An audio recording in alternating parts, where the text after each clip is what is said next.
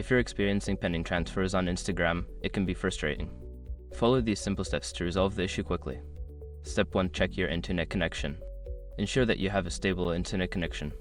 A weak or unstable connection can cause delays in processing transfers. Step 2. Update the Instagram app. Make sure you are using the latest version of the Instagram app.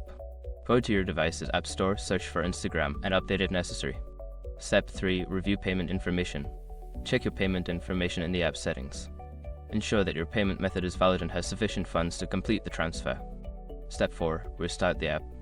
Close the Instagram app completely and then reopen it. This can refresh the app and may help in processing any pending transfers. Step 5. Contact Instagram support. If the issue persists, reach out to Instagram support for assistance. Provide them with details about the pending transfer for quicker resolution. By following these steps, you should be able to resolve any pending transfers on Instagram. If problems continue, don't hesitate to seek further help from support.